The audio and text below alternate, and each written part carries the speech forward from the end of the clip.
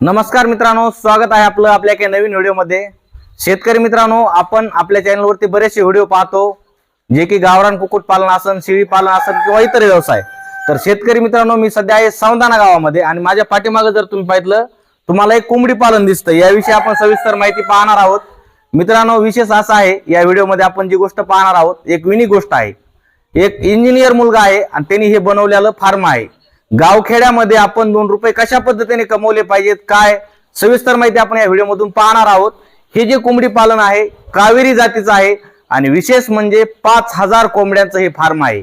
इथं कामकाज कसं चालतं, सरांना ही संकल्पना कशी सुचली, सविस्तर माहिती या व्हिडिओमध्ये पाहणार आहोत। चला मित्रांनो, इथं जर तुम्ही बघितलं तुम्हाला दिसतंय पाठीमागं जी नवीन बॅच टाकलेली आहे ज्यामध्ये छोटे छोटे पिल्ले आहेत आणि पाठीमागं मोठ्या कोंबड्या आहेत। तर चला मित्रांनो, पाहूया सविस्तर माहिती। सर, प्रथमतः स्वागत आहे तुमचं आपल्या चॅनलवरती। आपलं नाव आणि आपला ऍड्रेस सांगा। माझं नाव ऋषिकेश देवदत्त गायके। आपण सौंदाणा गावामध्ये राहतोय। हे आपलं सौंदाणा गाव आहे। सौंदाणा गावामध्ये आपलं फार्म आहे। बर सर, आता तुम्ही तुमच्या शेतामध्ये एवढं मोठं शेड केलेलं आहे। शेड मध्ये जवळपास लहान मोठे म्हणजे हे मोठेच म्हणायचं 5000 पक्ष्याची संख्या आहे। 5000 पक्षी। बरं, ही जात कुठली आहे? ही जात आपली कावेरी जात आहे। बर, सध्या छोटे 3000 आहेत आणि मोठे 2000 आहेत। बर, आता सगळ्यात महत्वाचा प्रश्न आहे, कुठला व्यवसाय करायचं म्हणलं त्यामध्ये प्लॅनिंग असतं। हो, तुम्हाला ही संकल्पना कशी सुटली बरं की आपण गावरान कोंबडी पालन किंवा या क्षेत्रामध्ये काम करायचंय? ते कसं आहे, गावरान कुक्कुट पालन किंवा कोंबडी पालनाला मागणी जास्त आहे बॉयलर पेक्षा। बर, आणि आपल्या आसपासच्या एरियामध्ये असं एवढं नव्हतं कोणाकडे। होतं की पहिलं कसं खेड्यापाड्याने छोटं मोठं करतात की 100-50 घरगुती करतात, पण आपल्या इकडल्या भागामध्ये थोडी चौकशी केल्यानंतर समजलं की गावरानला जास्त मागणी आहे। त्यामुळे हा प्लॅन डोक्यात आला। बर सर, अजून एक महत्वाचा विषय, आपलं शिक्षण काय झालं? माझं शिक्षण ITI होऊन मी इंजिनियरची डिग्री घेतलेली आहे। बर, मेकॅनिकल इंजिनियर झालेली आहे, माझी डिग्री पूर्ण आहे। बर, मग तुमचं चांगलं शिक्षण आहे, चांगलं बाहेर तुम्हाला चांगला जॉब भेटला असता, मग हाच व्यवसाय का निवडला तुम्ही? व्यवसायाचं म्हणजे कसं झालं की मी अगोदर जॉब करत होतो, पण जॉब मध्ये सॅलरी फिक्स राहते हा हा आणि आपलं तेवढ्या सॅलरीवर काय भागत नव्हतं। हा आपलं पुढे चालून खर्च वाढणारच हे आपल्याला थोडं लक्षात आलं लवकरच। हा त्यामुळे म्हणलं आता जर आपण सुरुवात केली हा तर व्यवसाय आपला अजून वाढू शकतोय। हा हा जसं जसं व्यवसाय वाढत तसं आपलं इन्कम वाढत चालते। हा हा त्यामुळे जरा ते नोकरीचा थोडा विचार बाजूला ठेवला आणि व्यवसायाकडे लक्ष दिले। बर, आता सुरुवात करतानाच तुम्ही एवढी मोठी सुरुवात केली आहे। आता बरेचसे आम्ही व्हिडिओ मध्ये सांगतो किंवा शेतकऱ्याचे फार्म बघतो एकदम छोटे खाणी सुरुवात असते। तुम्ही जवळपास एवढं मोठं शेड केलंय, सगळा खर्च दिसतो, आवाढव्य खर्च, पक्षी बी तसेच टाकलेले तुम्ही। बरं, एवढा मोठा खर्च तुम्ही हे केलेला आहे, तर हे सुरुवात कधी केली तुम्ही? आता हे सुरुवात फार्मला सुरुवात होऊन 6 महिने झाले। बर, 6 महिन्यात आपल्या 2 बॅच गेल्यात, बर, 2-2 हजाराच्या। आता ही तिसरी बॅच आहे 5000ची। बर, आता तुम्ही बॅच म्हणताय, काय होतंय गावरान कोंबडी पालनामध्ये आपण करत असताना एक शेतीला जोडधंदा किंवा हे म्हणून शेतकरी करत होते, पण आता मुख्य व्यवसाय म्हणून याकडे पाहतात। मुख्य व्यवसाय म्हणून याकडे पाहतात। आता तुम्ही तशाच पद्धतीने केलंय, पण जी तुम्ही बॅच म्हणता ही बॅच म्हणजे कसं असते, नेमकं कसं नियोजन असतं? बॅच म्हणजे कसं, आपण एक छोटं पिल्लू आणतो 1 दिवसाचं किंवा 2 दिवसाचं। ते पिल्लू आपण आणून त्याचं संगोपन करून आपल्याला ते 2-2.5 महिन्यानंतर ते विक्रीला येतं। ते विक्रीला गेल्यानंतर मग ते पूर्ण विक्रीला माल गेल्याच्या नंतर पूर्ण शेड वगैरे स्वच्छ करून परत नवीन बॅच येते, त्याला आपण बॅच म्हणतो। म्हणजे टप्प्यावाईज जे जातं का त्याला बॅच म्हणतो आपण। बरं, आता तुम्ही जे पिल्लू आणता ते कुठून खरेदी करता? आपण हे पिल्लू आणतोय राहुरीहून आणतोय। बर, कितीला एक मिनिमम पिल्लू बसतं? पिल्लू हे आपण आता जे घेतलंय ते मार्केटच्या हिशोबाने राहतं, जसं मार्केट राहील तसं कमी जास्त भाव होतात। तरी पण आता तुम्ही जे पण सरासरी पिल्लाचा भाव 24 रुपये 25 रुपयाच्या आसपास चालतो। बर, आता ज्यावेळेस तुमची ही बॅच म्हणता तुम्ही, तर किती महिन्याच्या नंतर हे तुमचे कोंबड्या विक्रीला येतात? हे आपलं कोंबडी आता ही एक 60 ते 70 दिवसाच्या आसपास विक्रीला येते। 60 ते 70? बरं, याची विक्री कशी असते? विक्री व्यापारी येतात आणि डायरेक्ट माल उचलून घेऊन जातात। पण तरी पण एक म्हणजे नगा विकता वजनावर? नाही, आपलं वजनावरती जातो पूर्ण माल, पूर्ण वजनावरती। बर, आता हे सगळं आतमध्ये मुक्त संचार सारखंच आहे, भरपूर आतमध्ये तुमचा पेस आहे सगळ्या गोष्टीत, पण भविष्यामध्ये तुमचं प्लॅनिंग आहे का तुम्हाला अंडी विक्री करायचंय किंवा? भविष्यात आहे तसं प्लॅन, जे बाहेरून जे आहे आणि इकडे आपल्या पलीकडे आपलं शेत आहे, त्या शेताला पूर्ण कंपाऊंड मारून ह्याच्यात प्युअर गावठी मुक्त संचार करायचा। हा, आता आपण काय करतो, ज्यावेळेस एखाद्या शेतकऱ्यांची माहिती घेतो किंवा फार्मरची माहिती घेतो त्या टायमाला आपण जे नवीन करणारे आहेत ज्यांना या क्षेत्रामध्ये काम करायचे त्यांच्यासाठी तुम्ही कशा पद्धतीने केलं हे सांगत असतो। तर सर, सगळ्यात मोठा प्रश्न आहे की तुम्हाला हे शेड जे आहे, शेड करताना कुठं तुम्ही शेड वगैरे पाहितले, कुठे एखाद्या फार्मला व्हिजिट केली?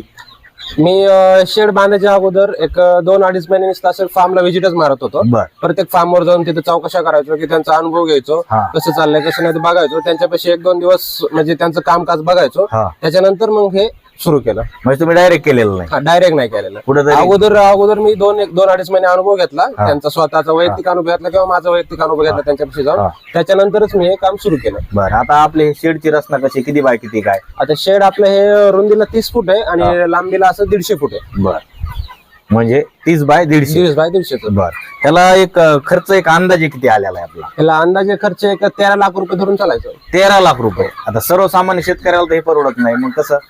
मग जसं आपलं फायनान्शियल असेल त्या हिशोबाने आपण छोट्या पासून सुरुवात करू शकतो. हा हा. जसं आता एखादा शेतकरी कमी आहे त्याकडे बजेट, तर ते आपण 100चं करू शकतो किंवा 50चं करू शकतो. बरं, आता तुम्ही एवढा मोठा खर्च केलाय, तुम्हाला विश्वास आहे का बरं तुमचा हे खर्च निघणार आहे? हो, तेवढा विश्वास आहेच ना. कष्ट करतो आपण त्यामुळं निघणारच तेवढं. बर, आता तुम्ही ही जे इथं कोंबड्या टाकलेल्या, तुमच्या आता किती बॅच झाले म्हणले आधी ह्याच्या? याच्या आधी आपल्या एक बॅच झाली, आता ही दुसरी बॅच आहे. बर, त्या पहिल्या बॅच मध्ये काही अडचण आली का? कोंबड्या मरल्या काही? नाही, तसं अडचण येते, भरपूर अडचण येत होतं. हा. पण आपण जेवढं त्यांच्यावर लक्ष देतो का तेवढी अडचण कमी राहते. जर आपण फक्त यायचं, यांना खायला टाकायचं, निघून जायचं असं जर केलं तर मग ती मर वाढत जाते. आपण प्रत्येक पक्षाकडे लक्ष द्यावं लागतं की पक्षी बसलाय का, कशामुळे बसलाय, सुस्त आहे का, त्याला काय प्रॉब्लेम आहे, तो साज म्हणजे नाही का श्वास घेताना तोंड वासून का घेतो, ते पूर्ण लक्ष द्यावं लागतं आपल्याला. बरं सर, आता तुम्ही एवढं सांगताय, कुठं ट्रेनिंग वगैरे घेतलेली का आपण? ट्रेनिंग वगैरे नाही घेतलेली, पण असं मी फार्मवर एक 15 दिवस राहिलो होतो. बर. नगरमध्ये एक फार्म म्हणून आहे, लांडे म्हणून, त्यांच्या फार्मवर मी 15 दिवस म्हणजे त्यांच्यापाशीच होतो, बॅच आल्यापासून ते RD होईपर्यंत. बर, आता आपल्या ह्या कोंबड्या लसीकरण वगैरे केलेलं आहे का? हो. काय, कुठली? पिल्लांना जर ज्यावेळेस पिल्ले येतात त्यावेळेस त्यांना म्हणजे ऑलरेडी एक लस देऊन येतात तिथूनच. आपल्यापाशी आल्यानंतर 7 दिवसांनी एक लस द्यावं लागते, लासोटा म्हणून राहते. त्यानंतर 14 दिवसाला एक राहते गंभोरा म्हणून, आणि त्यानंतर 21 दिवसाला एक लस राहते. आता हे लसीकरण केलेलं आहे? हो, लसीकरण झालेलं आहे. बरं, आता तुमचं या फार्मवरचं दिवसाचं कामकाज कसं, सकाळपासून कसं सुरुवात असते तुमची? आता सकाळी कसं 6 वाजता उठायचं, 6 वाजल्यापासून एक छोटे भांडे राहतात, ते भांडे वगैरे स्वच्छ करायचे, त्याच्यात पाणी वगैरे औषध वगैरे भरायचं. त्यानंतर ह्या मोठ्या पिल्लांना खायला टाकायचं, खाद्य भरायचं. खाद्य वगैरे भरल्यानंतर जी तूस राहते ही आपल्या एकदा खालीवरी करून घ्यायची. बर, तूस खालीवरी केली की 2-3 दिवसाला एकदा फवारणी करून घ्यायची शेड मध्ये. फवारणी का बरं?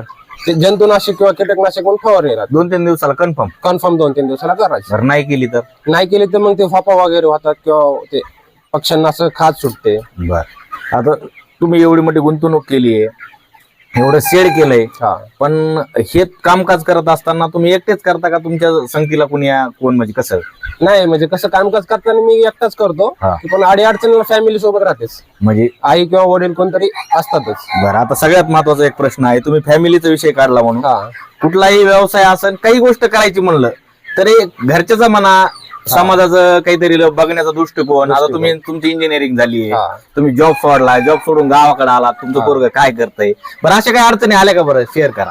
अडचणी तशा येतातच अडचणी. आता कसं असतं की प्रत्येक जणांचं वेगवेगळे मत असते, ते पण माझ्या फॅमिलीने मला सपोर्ट केला, त्यामुळे मी असं म्हणजे बाकीचे काय बोलतात काय नाही बोलतात त्यांच्याकडे थोडं दुर्लक्ष केलं. मला फक्त फॅमिली सपोर्ट करत होती, एवढंच भास होतं माझ्यासाठी. आता आसपासचे असतातच की तू एवढं शिकला, हे केलं ते केलं, काहीतरी जॉब कर, पुण्याला कर, लग्न होणार नाही, असं चालूच राहतं. पण आपण त्यांच्याकडे लक्ष देत नाही, आपलं ध्येय काय ते बघायचं. म्हणजे तुम्ही तुमच्या ध्येयाला टार्गेट केलं. बरं, आता आपल्याकडे हे ज्या कोंबड्या आहेत, आता कोंबड्याचा तुम्ही सांभाळ करताय, सगळ्या गोष्टी तुमच्या व्यवस्थित सुरू आहे. आता एक बॅच झाली, दुसरी. बरं, हे खाद्य जे आहे, खाद्याचं ह्यांना सगळं फीडचं खाद्य का घरगुती काय आहे? नाही, पूर्ण हे फीडच खाद्य राहते. 12 अॅग्रोवाल्याचं फीड आहे, पूर्ण त्यांचंच फीड राहते याला. बरं, आता हे पाण्याचं व्यवस्थापन वगैरे यांचं कसं आहे? पाण्याचं व्यवस्थापन भिंतीच्या पाठीमागून वरती स्टँड आहे, स्टँड वरती 2 टाक्या आणि बाजूला एक विहीर आहे, ते विहिरीतलं पाणी टाक्यात जातं. टाक्यामधून हे पाईप जे राहतो, त्या पाईपानुसार पाणी खाली येतं. जसं जसं कोंबडी पाणी पिईन तसं तसं त्यातलं पाणी कमी होऊन ते ऑटोमॅटिक त्यात पडतं. म्हणजे पाण्याचं जिथली सिस्टमॅटिक सिस्टमॅटिक आहे, आपल्याला म्हणजे पाणी टाकायची गरज नाही. बरं, आता तुम्ही हे शेड केलंय, शेडला पाठीमागून काहीतरी असं पडदा टाकलेला आहे, जाळी. बरं, हे कशासाठी केलंय, काय केलंय नेमकं?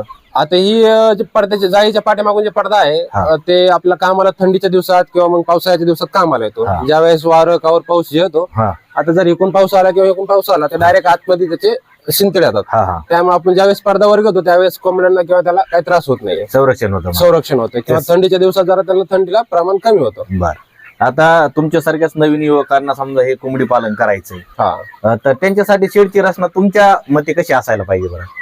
आता ते शेडची रचना कसं आपल्या बजेटच्या हिशोबाने शेड केलं पाहिजे त्यांनी. हा हा जर आपल्याकडे बजेट भरपूर असेल तर एक पक्क केलं तरी चालते, किंवा मग नवीन सुरुवात असेल तर आपलं बांबूचं वगैरे केलं तरी बी चालू शकते, काहीच अडचण नाही. हा. बांबूचं सध्या करू शकतो. बांबूचं सुद्धा करू शकतात. बर, आता कोंबडी पालन करत असताना प्रत्येक शेतकरी असन किंवा जे पशुपालक आहे, बरेचसे व्हिडिओ पाहतो युट्यूबवर किंवा फार्मला व्हिजिट करतो, वेगवेगळ्या संकल्पना असतात आपल्याला ह्या कोंबड्यामध्ये काम करायचे. त्या तुम्ही ही जात का निवडली बरं? ह्या जातीचं नेमकं असं काय आहे, हिला मर कमी आहे हा आणि वाढीला त्याला पटकन वाढते आणि खायला चवीला वगैरे ठीकठाक आहे.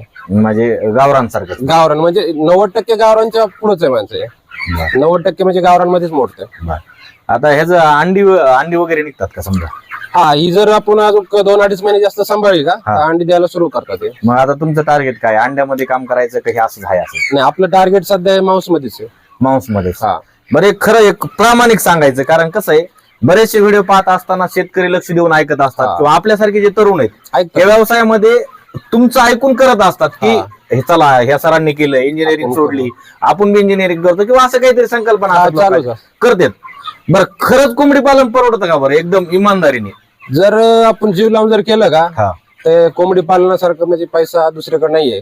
कारण सध्याच्या नाही का म्हणजे कॉम्पिटिशन वाढलेलं आहे कुठल्या पण धंद्यात. हा आणि हे धंदा कसा आहे की कधी कमी न होणारं मार्केट आहे. हा हा याची मागणी वरचीवर वाढतच जाते, हा हा कारण खाणारे लोक कमी नाहीत. हा बरोबर. आणि किती जरी केलं का तरी नफा त्याच्यात राहतोच आपल्याला. हा हा फक्त एवढंच आहे की जे तुम्हाला डायरेक्ट जे राहायचं लय मोठं हा. त्यात थोडं थोडं थोडं राहत जातं माझं. म्हणजे सुरुवातीला काय एवढं, पण जसं जसं करत राहील तसं तसं. जसं जसं आपण वाढत जातो तसं तसं पैसा आपल्याला राहत जातो. बर, आता तुम्ही ह्याच्या खाली हे वगैरे तूस वगैरे टाकलेली, हा ह्याचं कसं असतं, प्रत्येक बॅचला बदलिता का कसं काय नेमकं? हा आता हे ज्यावेळेस बॅच पूर्ण जाईल का हे म्हणजे माल विक्री होईल हा का हा त्यावेळेस हे पूर्ण बाहेर काढायचं हा आणि पूर्ण साफसूफ करून स्वच्छ करून नंतर नवीन टाकून द्यायचं. बर, म्हणजे सगळं साफ करून हे सगळं भरायचं गोण्यामध्ये बाहेर बाहेर टाकायचं. आणि काही एक खताचे आपल्या शेतीमध्ये खत म्हणून उपयोगाला येतं. बरं, आता खत म्हणलात म्हणून एक विषय चालला. बऱ्याचशा आता सध्या आपण महाराष्ट्रामध्ये बघितलं तर हा. बाग लागवड आहेत, बाग प्रत्येक लागवड. फळाच्या. हो मग एखाद्या शेतकऱ्यांना कोंबड्यांचं खत चांगलं आहे असं म्हणतात, हो म्हणजे आहेच. हो मग त्या लोकांना घ्यायचं असेल तर तुम्ही विक्री करता का बरं? हो आता हे आपण जे खत जे आहे एकदम म्हणजे असं यातले पंख वगैरे बाजूला करून हा एकदम साफसूफ करून आपण गोण्यामध्ये भरून ठेवतो. हा आणि जर कोणाला लागत असेल तर आपण ती विक्री करतो. बरं. खत तर विकताय तुम्ही, हो खत विकतो. आणि कोंबड्या ज्या आहेत ते तुम्ही व्यापाऱ्याला विकताय सध्या तुमचं. सध्या कोंबड्या व्यापाऱ्याला जातात आणि हे उरलेलं जे खत हा. आहे ते आपण शेतकऱ्याला देतो. बरं, आता शेतकऱ्यांना समजा तुमच्या कोंबड्या पाहिजेत, हा आता हे गावरान कोंबडी पालनामध्ये हे पक्षी मोडतोय मोडतो. समजा. हा बरं, एखाद्या शेतकऱ्यांना तुमच्याकडून कोंबड्या पाहिजेत, त्यांच्यासाठी तुम्ही विक्री करू शकता का?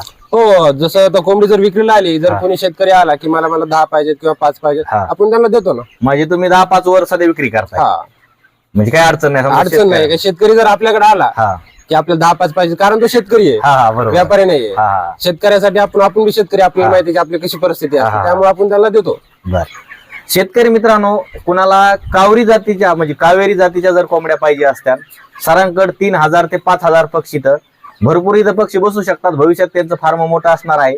पण सध्या बीड जिल्ह्यामध्ये जर काही इच्छुक असतील ज्यांना ह्या व्यवसायामध्ये काम करायचं, त्यासाठी इथं त्या कोंबड्या मिळतात. सरांनी सांगितल्याप्रमाणे तुम्हाला काय नगावा असत्यान किंवा वजनावा असत्यान, सरांचा नंबर स्क्रीनवरती दिसतोय तुम्हाला, त्या नंबरला कॉन्टॅक्ट करा आणि सरांशी संपर्क साधा.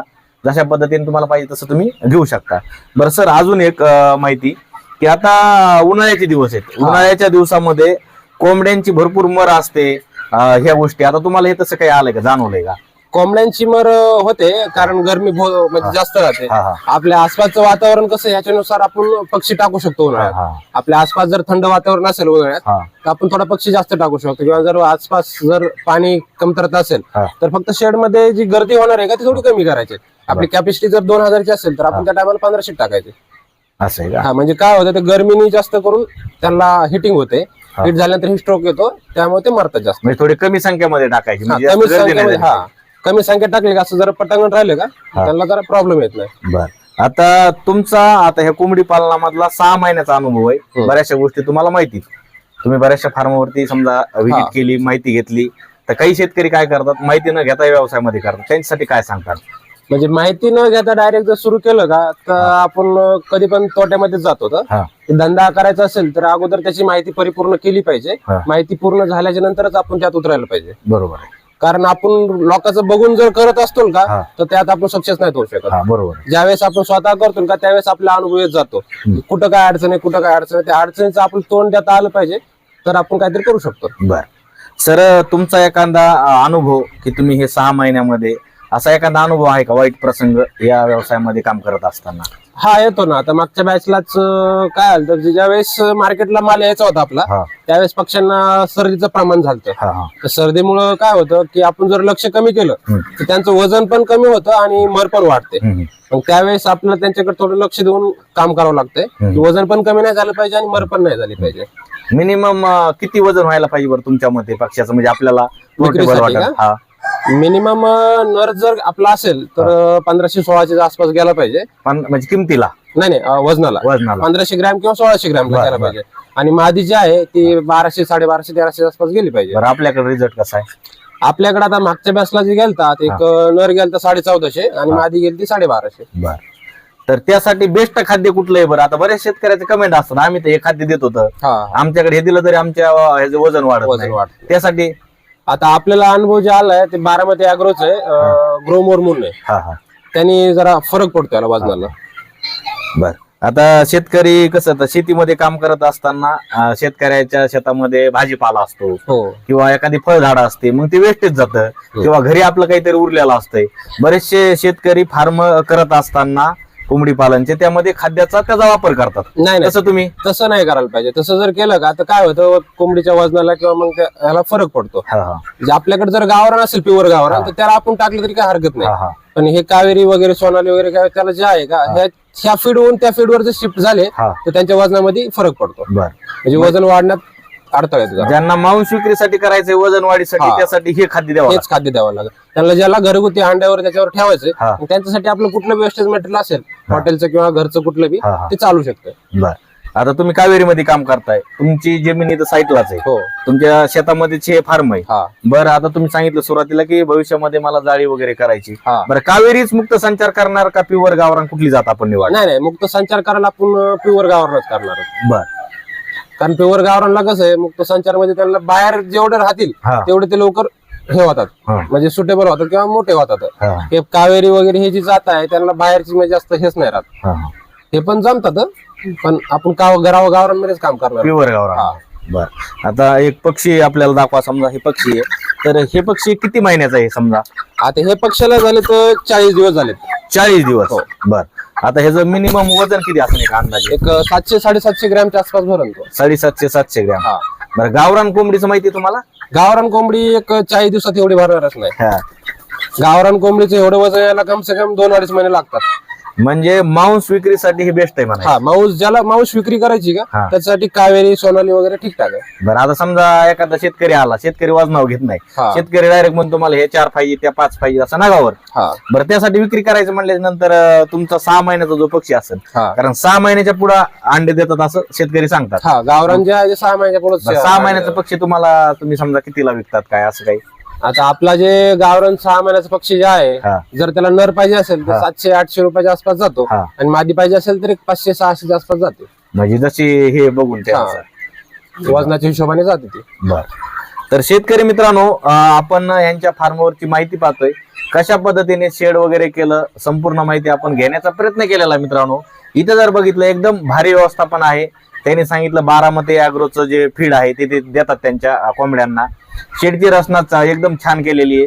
साईडने जी जाळी लावलेली आहे, त्या जाळीची सर काय सांगतात बरं? बऱ्याच ठिकाणी मी बघतो त्या जाळीची जी साईज आहे ना, जे साईडचे जे होल असतात ते एकदम असे मोठे असतात, हे जे एकदम छोटे, काय कारण? नाही, हे कारण असं आहे की जाळीचा जो गाळा आहे तो 1x1चा गाळा आहे.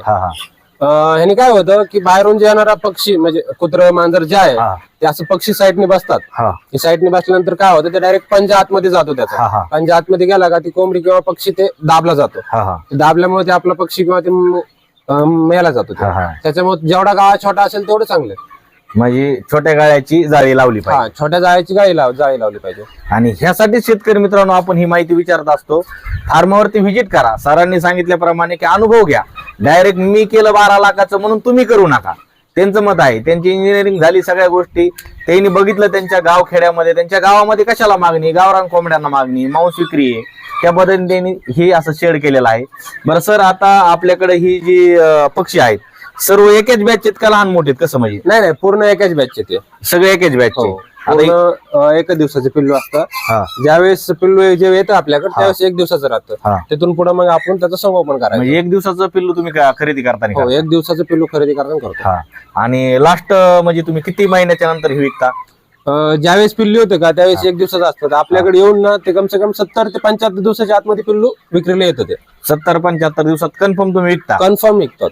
बरं, आता असं झालंय का कधी, आता तुम्ही ह्या 6 महिना म्हणजे जे घेतले बॅच त्यामध्ये तुमच्या पहिल्या बॅचला असा म्हणजे तुम्ही व्यापाऱ्याला फोन केला आणि आपले पक्षी काही दिवस राहिले? आता नाही, तसं नाही होत. व्यापारीला आपण जर कॉल केला तर व्यापारी डायरेक्ट सांगतो की आज येतो, उद्या येतो. 2 दिवसात येतो आणि माल उचलून घेऊन जातोच. म्हणजे अडचण नाही. अडचण बऱ्याच लोकांना प्रश्न असतो, पिकता येतं पण विकता येत नाही. मग हे लोकांचे प्रश्न आहेत. आता एवढं मोठं शेड केलं, खर्च केला, भरपूर लोकांकडे पैसा आहे, काही लोक ह्यामध्ये गुंतवणूक करतात, पण विकायचं विक्री व्यवस्थापन नसतं. नाही, ते कसं आहे, आपण फक्त जरा शेड बांधलं किंवा पक्षी आणले आणि आपण तेच संगोपन केलं, आपल्याला ते काय होतं, संगोपन करता करता आपल्याला बाहेर मार्केटमध्ये चौकशा करावं लागतात, फिरावं लागतं थोडंसं, त्यांच्या संग कॉन्टॅक्ट करावा लागतो किंवा आसपासचे जे शेडवाले असतात त्यांच्या कोणी व्यापाऱ्याचा कॉन्टॅक्ट घ्यावा लागतो, त्यांना कॉन्टॅक्ट करावा लागतो. त्यावेळेस आपलं कॉन्टॅक्ट बसतो त्यांच्यासोबत. जर आपण तसं काहीच नाही केलं, माल विक्रीला आला आणि ज्यावेळेस माल विक्रीला येतोय, आपण म्हणजे आता समज 75 दिवसाला विकायचा, आपण 70 दिवसापासून त्याचे पाठीमागे लागतो विकायच्या. बरोबर. जर काही शेतकरी काय करतात, 75 दिवस झाल्यापासून पुढे मग विक्रीला सुरू करतात, त्यावेळेस त्यांना व्यापारी लवकर भेटत नाही आणि खाद्याचा खर्च वाढतो. त्यामुळे काय वेळेस काय होतं, आपला लॉस मध्ये जाते बॅच. बरं, एक अंदाजे आपला दिवसाला खाद्याचा खर्च किती होतो बरं? किती गोण्या वगैरे कसं काय लागतं दिवसाला? आता ह्या पिल्ला आणि त्या छोट्या मोठ्या पिल्लांना सगळ्यांना आपल्याला सकाळी 3 गोण्या लागतात आणि संध्याकाळी 3 गोण्या लागतात. 6 गोण्या? 6 गोण्या लागतात. एक गुणी कितीला? एक गोणी जाते आपल्याला 1600 रुपयाला. 1600 रुपयाला 6 गोण्या म्हणजे तुमच्या दिवसाला जातात. किती हे मोठाले किती म्हणले? हे मोठे 2000 आणि बारके 3000. म्हणजे 5000 पक्षाला 6 गोण्या दिवसभरात जातात. दिवसभरात जातातच. कारण कसं असतंय, जे आपल्याला शेतकरी पाहतात ना, त्यांच्या कमेंट असतात, त्यामध्ये काही प्रश्न राहिलेले असतात, त्यासाठी विचारावं लागतंय. बरं, आता हे पाण्याचं तुम्ही हे दररोज स्वच्छ करून ठेवता का कसं, म्हणजे कसं? हो, रोज सकाळी आपलं उठलं का आपल्या रुटीन मध्ये तेच राहतं. भांडे आधी खाद्य टाकायचं, खाद्य टाकल्यानंतर पाणी स्वच्छ करून घ्यायचं, त्यानंतर मग औषध वगैरे त्यांना द्यायचं. बरं, कधी असा प्रसंग आहे का तुमच्या 6 महिन्यामध्ये हे काम करत असताना की पाण्यामध्ये काय होतं, टाकत असताना एखाद्या वेळेस राहिलं विसरून, पाणी खराब प्यायला भेटलं? नाही, तसं रोजची रोज डेली स्वच्छ करतात ना, त्यामुळे जर एखादं भांड जर विसरून राहिलं तरी ते म्हणजे ठीकठाक राहतं. त्याला अडचण काहीच नाही त्याला. बरं, आता जे लसीकरण तुम्ही करताय ते कसं, म्हणजे कसं असतं तुमचं नियोजन, कसं असतं लसीकरणाचं? लसीकरणाचं नियोजन कसं राहतं, पहिली जी लस राहते ते आपण डोळ्यातून करतो आणि दुसरी जी लस राहते गंभीरा वगैरे ते आपण पाण्यातूनच करतो. बरं, तुम्ही स्वतः करता? हो, स्वतः. बरं, म्हणजे सगळ्या गोष्टी अनुभव घेऊन तुम्ही हे करता. बर, शेतकरी मित्रांनो, आपण सरांची अमूल्य असा वेळ घेऊन त्यांची मुलाखत पाहितली. त्यांनी बऱ्याचशा गोष्टी शेतकऱ्यांना जसं पाहिजे तशा सांगितलेल्या आणि मी बी घेण्याचा प्रयत्न केलाय. पण एखादा प्रश्न राहिला असेल किंवा तुमच्या ज्या अडचणीत त्या जर राहिल्या असत्या, कमेंट बॉक्स मध्ये तुमची कमेंट करा. नवीन व्हिडिओ मध्ये आपण घेण्याचा प्रयत्न करणार आहोत. तर मित्रांनो, असेच व्यवसाय संदर्भात नवनवीन व्हिडिओ पाहण्यासाठी तुम्ही चॅनलवरती नवीन असाल, चॅनल सबस्क्राईब करा. जी बेल असते त्या बेलला प्रेस करा, जेणेकरून तुम्हाला नोटिफिकेशनद्वारे सर्वात आपला व्हिडिओ पाहायला भेटेल. तर चला मित्रांनो, भेटूया अशाच माहितीपर व्हिडिओमध्ये. तोपर्यंत काळजी घ्या. राम राम.